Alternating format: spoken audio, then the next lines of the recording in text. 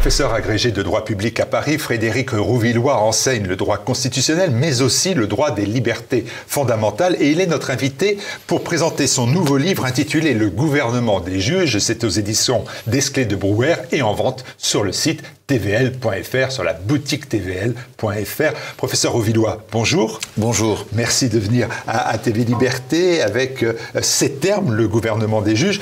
Je pense que vous vous posez la question de la place du juge dans nos sociétés modernes. Dans nos sociétés modernes, alors en réalité, cette place du juge, elle a toujours été importante. Hein. Elle a, y compris sous l'Ancien Régime, où au fond, les juges occupent une place, sinon déterminante, du moins essentielle, y compris sur un plan politique. Et au fond, même si le terme de gouvernement des juges est un terme relativement récent, hein, puisqu'il remonte au début du XXe siècle, au fond, la question peut presque se poser à l'époque, sous l'Ancien Régime, et par exemple, à l'époque de Louis XV ou de Louis XVI, avec la réforme de Beaupoux, avec Louis XVI qui ne sait pas très bien comment faire, et ces juges qui veulent effectivement prendre de plus en plus de pouvoir, qui veulent, au fond, qui aimeraient bien gouverner à la place du roi. Vous êtes professeur de droit constitutionnel, je l'ai dit, on est dans l'histoire du droit, on va être dans l'histoire tout court parce que c'est important de faire, je pense, un petit point d'histoire pour nos téléspectateurs. C'est en 1921 que dans un essai marxisant, Édouard Lambert popularise cette expression gouvernement des juges, elle-même qui avait d'ailleurs été forgée aux États-Unis par un juriste, lui marxiste, dès 1911. Donc c'est ça, cette notion de gouvernement des juges, elle apparaît aux États-Unis, dans cette période 1910-1900. Voilà.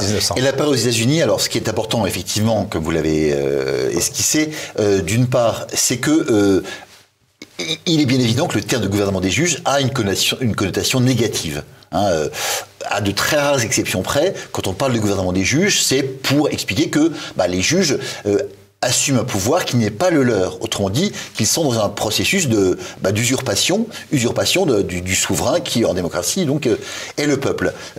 Les juges qui gouvernent, c'est les juges qui font pas leur boulot, qui est de juger, qui est d'appliquer la loi, mais qui se substituent donc à ceux qui devraient le faire. À l'exécutif et au législatif. Exactement. Ça, c'est le premier point. Le deuxième point que vous avez mis en avant, c'est le caractère marxiste à la fois du professeur de droit public français Édouard Lambert, qui va populariser ce terme effectivement en France et dans le monde francophone, et également des racines américaines de la chose. Hein.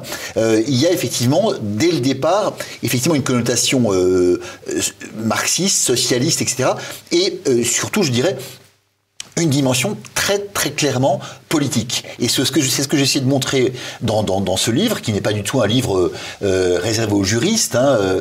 Le sous-titre, c'est « Histoire d'un mythe politique », et c'est ce que j'ai voulu essayer de montrer. Voilà, qu'on va concevoir et utiliser ce terme, cette formule de gouvernement des juges, en fait, non pas pour des raisons qui seraient des raisons purement juridiques ou scientifiques, mais bien pour des raisons politiques, pour contester un système politique dans sa totalité ou dans les dérives qui conduiraient à donner trop de pouvoir aux juges. Et au fond, ce que fait Édouard Lambert en 1921, c'est très exactement, au fond, avec quasiment les mêmes termes, ce que fait Éric Zemmour en 2022.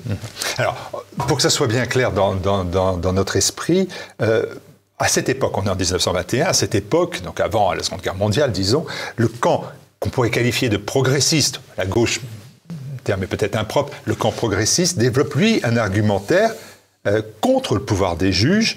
Les progressistes sont vraiment en guerre contre ce pouvoir des juges. Oui, alors ça effectivement, ça nous surprend à certains égards aujourd'hui, puisque depuis pas mal de temps, au fond, les juges sont passés du côté des progressistes, et on a du côté de la gauche, et on a donc plutôt le sentiment spontanément que ce serait un peu le contraire, ça devrait être le contraire.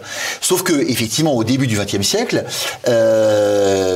les juges, qu'il s'agisse d'ailleurs des petits juges, enfin des juges de base, hein, ou des grands juges, notamment aux États-Unis de la Cour suprême, et en France des hautes juridictions que sont le Conseil d'État et la Cour de cassation, sont réputés clairement, nettement à droite, très conservateur. Et c'est pour ça donc que la gauche va se révolte contre leur soi-disant abus de pouvoir, en expliquant que c'est l'idée centrale de l'ouvrage d'Édouard Lambert en 1921, l'idée que en fait aux États-Unis, la Cour suprême est une espèce de contre-pouvoir malsain qui empêche en réalité l'évolution progressiste de la société et notamment l'adoption de lois qui seraient favorables à la condition ouvrière, à l'émancipation, etc., etc. Donc vous voyez, c'est cette idée qui est très claire. Les juges sont de droite, ils sont conservateurs. Par conséquent, il faut contester leur pouvoir, qui est perçu comme un abus de pouvoir.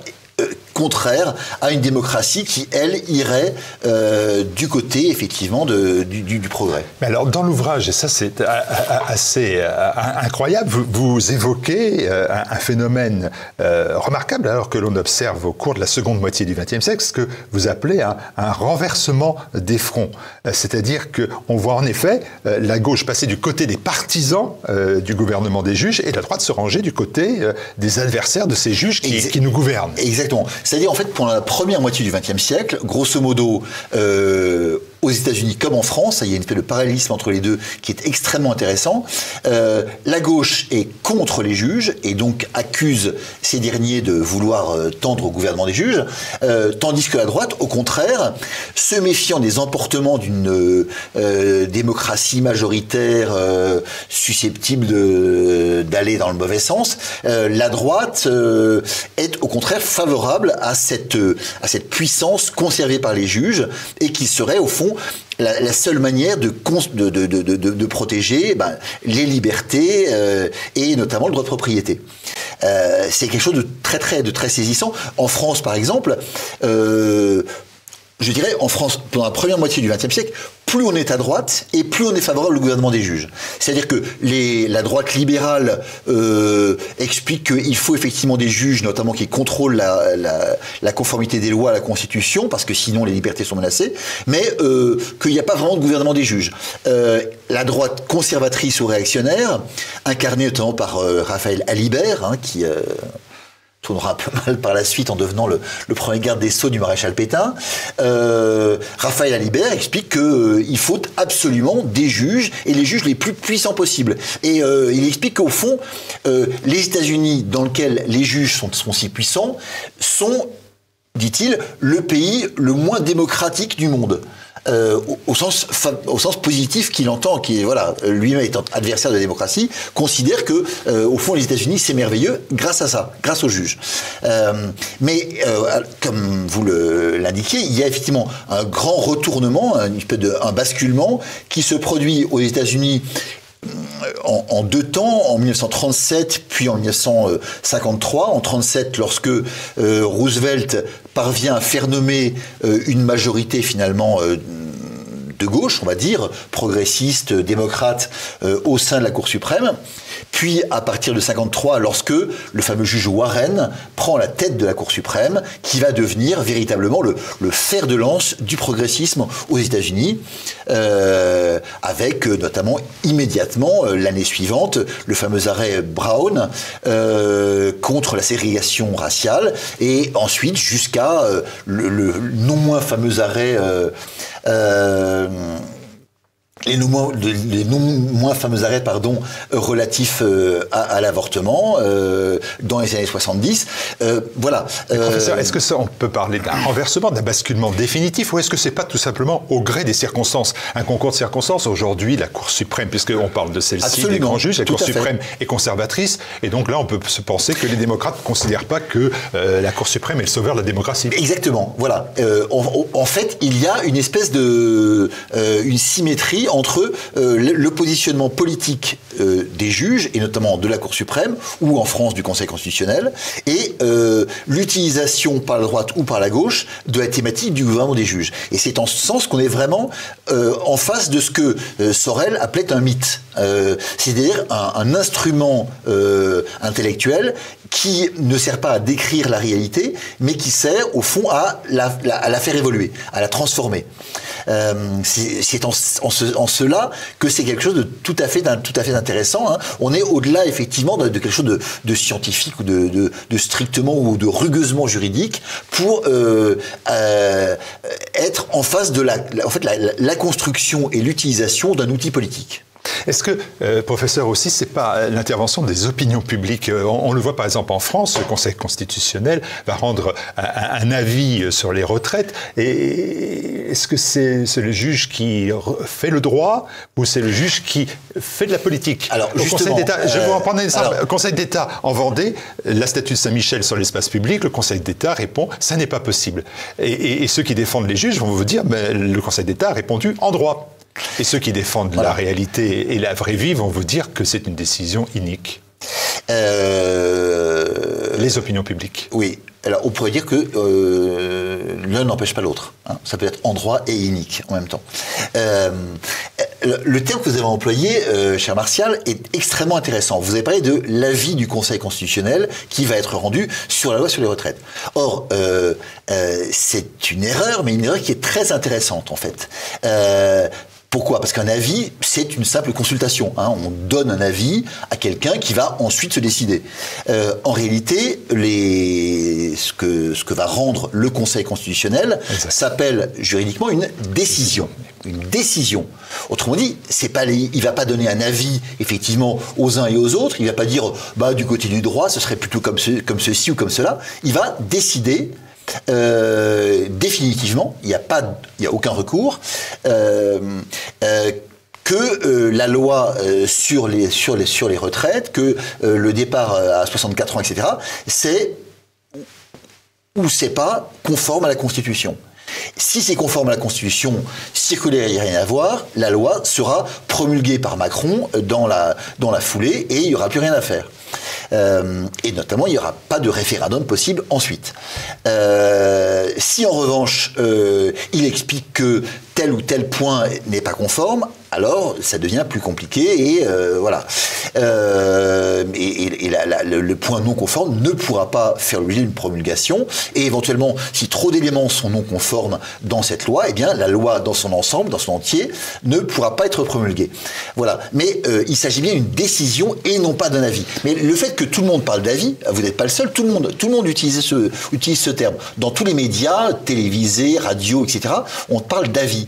Et c'est intéressant parce que, ce faisant, au fond, on a l'impression que le Conseil n'a pas le pouvoir qui est en réalité le sien. Qui n'est pas tout à fait le big boss. Ce qu'il est, effectivement, en un sens, hein, c'est lui qui décide. Si vous voulez, ce qui est très intéressant, en fait, sur cette thématique du gouvernance du juge, c'est de prendre conscience que la règle de droit, tant qu'elle n'est pas mise en application par un juge, c'est une suite de mots. Ce sont des phrases. Voilà. C'est le juge qui va, en l'appliquant et donc auparavant en l'interprétant, qui va lui donner sa signification. Et lorsque c'est un petit juge, son interprétation pourra éventuellement être remise en cause par le juge supérieur, et ceci jusqu'au juge suprême. Lorsque c'est le Conseil constitutionnel, en revanche, eh bien, il y a aucun recours possible. Le sens qu'il va donner, en l'occurrence à la loi, et le sens qu'il va donner à la Constitution et aux dispositions de la Constitution sur lesquelles il va s'appuyer pour éventuellement censurer ou pour confirmer la loi, eh bien, il est le seul maître à bord. C'est ça qui est absolument fascinant dans cette histoire-là. Il est vraiment le maître, et il est le maître dès lors qu'il doit appliquer une loi ou une règle. Je reviens à ma question, pardonnez-moi. Est-ce que ce basculement que vous évoquez, c'est-à-dire contournement. La gauche soutient le gouvernement des juges et la droite le dénonce. Est-ce que c'est un basculement définitif ou est-ce qu'il évolue au gré des saisons, si vous me permettez l'expression? Regardez, en 64, François Mitterrand publie Le coup d'État permanent. C'est un bouquin obligatoire quasiment à lire quand nous étions étudiants. Et moi, j'ai souvenir que le futur président se montrait déjà très critique à l'égard du Conseil constitutionnel. Or, il était à ce moment-là de gauche. Oui, alors, à ce moment-là, en 64. De ce point de vue-là, la gauche, effectivement, a évolué, effectivement, comme le reste de... elle a évolué comme les juges eux-mêmes, et elle a évolué également comme, justement, la Cour suprême américaine. Lorsque François Mitterrand écrit Le coup d'État des juges en 64, la Cour suprême américaine est dans sa pleine apogée de gauche, si vous voulez. Elle est vraiment, comme je vous disais, le fer de lance, elle est l'idole des progressistes du monde entier. Et ce que dit Mitterrand dans ce livre, c'est certes que le Conseil constitutionnel français est actuellement lamentable. Il explique que c'est le porte-coton, je me rappelle, du président de la République. Le porte-coton, c'est celui qui lui apporte le papier toilette, de Gaulle donc. Mais que au fond, ce qu'il faudrait, c'est d'avoir un Conseil constitutionnel ou une Cour suprême de gauche, comme on a aux États-Unis, qui pourrait faire ce que font les juges américains. Donc il est dans ce positionnement-là, et il restera toujours dans ce positionnement. Il a toujours été méfiant effectivement à l'égard du Conseil constitutionnel tel que celui-ci avait été construit par De Gaulle et Debré en 58 avec la Constitution de la Ve République, mais toujours très attiré, très intéressé par cette espèce de modèle américain ou de contre-modèle américain de la Cour Warren, comme on l'appelle, du nom du président de cette Cour suprême, qui est celle qui montre le chemin, si j'ose dire, à toute la gauche bien pensante dans les années 60, 70, 80, etc. Alors ensuite, effectivement, il y a un retournement. Et c'est la réponse à votre question. Aux États-Unis, il y a eu un retournement de tendance, mais qui est lié assez largement au mode de nomination des juges américains. Un retournement de tendance que nous constatons avec joie pour certains d'entre nous en tout cas actuellement, avec effectivement une Cour suprême qui est très majoritairement conservatrice. C'est celle qui a adopté la fameuse décision Dobbs sur la question de l'avortement en juin dernier, et qui donne évidemment des éruptions cutanées incessantes aux progressistes et à la gauche, et a fortiori à l'ultra-gauche wokiste américaine, qui voit effectivement l'ennemi à abattre et qui est absolument furieuse contre Biden parce que celui-ci n'a pas osé faire ce que eux demandaient instamment, c'est-à-dire de nommer de nouveaux juges au sein de cette Cour suprême, en plus des 9 existants, pour pouvoir contrebalancer la majorité conservatrice et rendre cette Cour suprême aussi progressiste qu'elle a pu l'être dans les années 60. Donc effectivement, aux États-Unis, ça dépend au fond des nominations, des hasards du calendrier politique, puisque tous les juges américains sont nommés par le président des États-Unis avec l'accord du Sénat. En France, on a un système un peu différent pour le Conseil constitutionnel, qui fait que c'est plus compliqué d'avoir des changements de majorité. Vous savez, on a 9 juges, 3 nommés par le président de la République, 3 par le président du Sénat, 3 par le président de l'Assemblée nationale. Et donc, voilà. Par ailleurs, il y a le phénomène, et là vous parlez tout à l'heure d'opinion, le fait que, effectivement, les juges sont, notamment en France, affreusement perméables aux évolutions intellectuelles, sociétales, culturelles, etc. Et que ils sont devenus, à beaucoup d'égards, comme ils ont pu l'être aux États-Unis, les meilleurs défenseurs d'une remise en cause des fondements de notre civilisation française, à beaucoup d'égards. Plus sous la pression des médias, d'ailleurs, que des opinions publiques. Mais où vous avez raison, c'est que la droite en France, la droite classique, elle s'est montrée de plus en plus critique à l'égard de cette justice constitutionnelle, ces grands juges, on pourrait dire, et ça aboutit, vous avez cité Zemmour, à un livre qu'il a écrit à la fin des années 90, je crois, Le coup d'État des juges. Est-ce qu'il maintient encore ce point de vue? Alors, il maintiendrait ce point de vue, et il le maintiendrait de manière encore plus globale que que moi, parce que effectivement, mon livre est centré sur le juge suprême, en quelque sorte, c'est-à-dire le juge constitutionnel, celui qui va contrôler la loi. Zemmour, dans son livre, évoque certes le juge constitutionnel, mais il va au-delà, et d'ailleurs il est allé au-delà dans ses discours de candidat à la présidence de la République l'an dernier, puisqu'il évoque qu'au fond, les juges, non seulement du bas en haut, hein, depuis le juge d'instance, le juge d'instruction, etc., jusqu'au juge constitutionnel, et d'autre part, il évoque également, et il a raison de le faire, je l'évoque un petit peu dans mon livre, le juge européen, et notamment la Cour de justice de l'Union européenne et surtout, bien sûr, la Cour européenne des droits de l'homme, qui est là pour le coup le fourrier le plus intense du progressisme tous azimuts. Hein. Alors, gouvernement des juges, mythe ou réalité, en fait, vous n'avez pas véritablement répondu parce que je vous écoute. Alors, vous me dites d'un côté, ben voilà, certains juges, pas ceux du Conseil constitutionnel, eh bien, c'est vrai, ils sont protégés par leur statut, mais il y a toujours une possibilité de réserver ou de remettre en cause leur décision. Puis d'un autre côté, vous dites bien, comme un peu Christophe Boutin dans la préface de votre ouvrage, que si le juge il est recruté par sa connaissance du droit, certes, il est surtout aussi recruté maintenant pour sa conformité à la doxa et à son obéissance à l'oligarchie. Donc alors, est-ce que c'est un mythe, une réalité? Est-ce que c'est un fantôme? C'est une évidence? Il faut répondre à ça, ce mythe. Oui, alors pour ce qui est tout d'abord du recrutement, effectivement, il suffit d'écouter un petit peu la radio, la télévision, etc. et de voir que plus personne n'est dupe. Hein, de ce point de vue-là, quand on regarde la composition actuelle du Conseil constitutionnel, il n'y a pas un seul spécialiste, si je veux dire, pas un seul professeur de droit public ou droit constitutionnel, et il y a une dame comme Madame Gouraud qui est licenciée en histoire. Alors, c'est bien d'être licenciée en histoire, mais a priori ça. Mais ceci dit, à mes étudiants, je leur explique que au fond, il suffit. Je dirais même pas d'avoir le bac, parce qu'eux ont le bac, mais Jean-Louis Debré, par exemple, n'est pas bachelier, vous savez. Il a réussi à monter dans les échelons de la hiérarchie universitaire à travers la capacité en droit qui, jadis, permettait, ou peut-être encore maintenant, permettait effectivement à des non-bacheliers de contourner le baccalauréat et de faire des études de droit. Donc, voilà, ça c'est le premier point.